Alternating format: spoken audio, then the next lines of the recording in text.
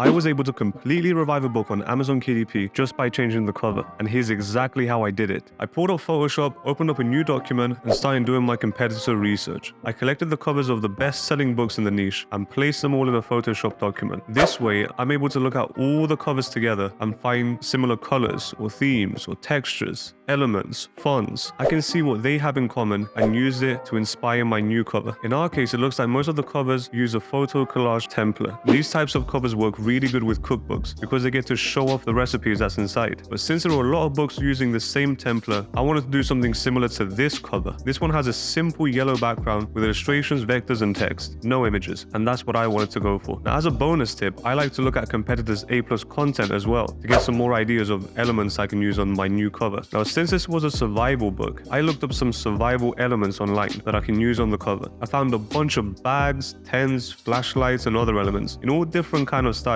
from sketches to flat vectors to real images to watercolor effects. There was just so much to choose from, and it started to get overwhelming. I didn't know what I was going to use, but I did know one thing. I wanted a yellow background, so I started testing out different backgrounds. I knew that as soon as I could find the correct background, then inspiration will hit me and I'll be able to get through this cover. I tested out a few yellow backgrounds, but I still didn't have a clear image of what I wanted to do. Now, it's already been 40 minutes and I had nothing to show for it. At this point, I'm starting to question if I could even make an effective book cover for this book. It seems like nothing was working, but I had one more trick up my sleeve, and that's picking the correct font. If I could find the right font, maybe that would kickstart my brain and help me come up with more ideas for the cover, background, and elements. So I went online and searched for a bunch of different fonts that fit the theme of the book. I found 2 fonts that I really liked and started experimenting. Now, I also really liked the duct tape effect from this book, but after testing it out, it wasn't really the look that I was going for. I tried testing out darker background with yellow text, but I still wasn't happy. I've been trying to make this cover work for an hour, and the only thing I'm happy with is the font. Now, I needed a quick break, so I went to make a coffee to get a little energy boost and hopefully spark some more ideas, which is the perfect time to talk about today's sponsor. Nah, I'm just joking.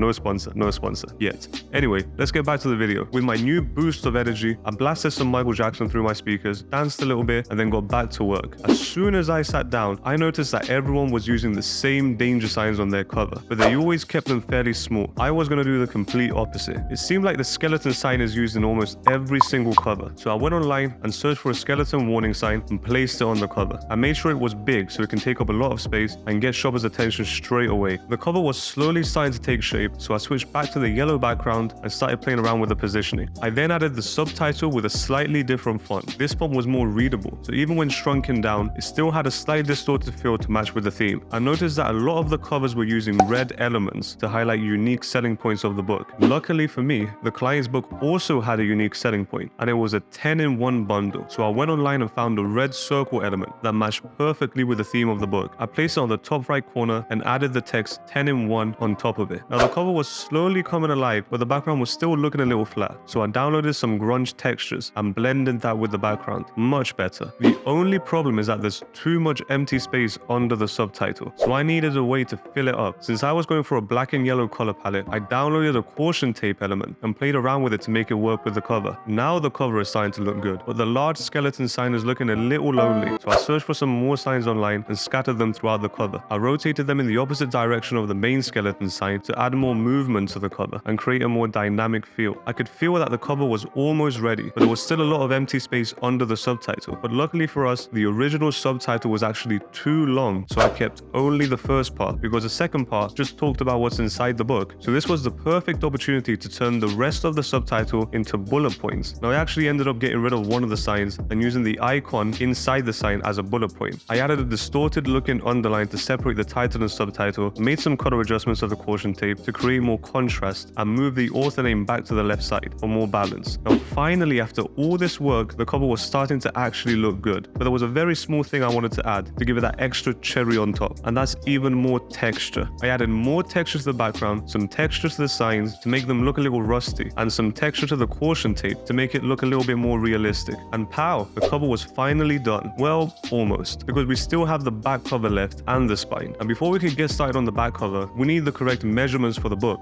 So I went online, searched KDP cover calculator, filled in the correct information, and downloaded the correct template. I then dragged that template into Photoshop, and now I'm ready. If this is your first time seeing this template, here's how it works. The left side is where the back cover is going to go. The right side is where the front cover is going to go. And the middle, well, you guessed it, is for the spine. So I copy and pasted the cover cover we just made on the right side of the template. I then added the same background and texture elements onto the back cover and spine to create consistency. I added the title and subtitle to the spine, as well as the author name and a little skeleton sign. I always like adding little icons on the spine of the covers I make. Now all that's left is the back cover. I needed a headline to use on top of the back cover to capture attention, so I just copied the headline we used for the A+ content. Oh, by the way, if you want to see how I made the A+ content for this book, I'm going to leave a link in the description, or you can just click up here. But anyway, I added that as a headline and extracted some important text from the book's Amazon description and placed it underneath. I made sure to select a font that matched the theme but was also readable in a small format. And there was still a lot of empty space left underneath that we needed to fill up. And what's the best way to fill up empty space? Bullet points. So I took some of the most important things the book talked about and added those as bullet points in the back cover. I used some red elements to make them stand out and added another distorted line to separate the headline from the back cover text even more. And pow, the book cover was finally done. It took me hours just to get an idea of what I was going for. And then it took me even longer to put everything together and make it look good. But was it all worth it in the end? You let me know. Which book cover do you prefer? The previous one or the one we just made together?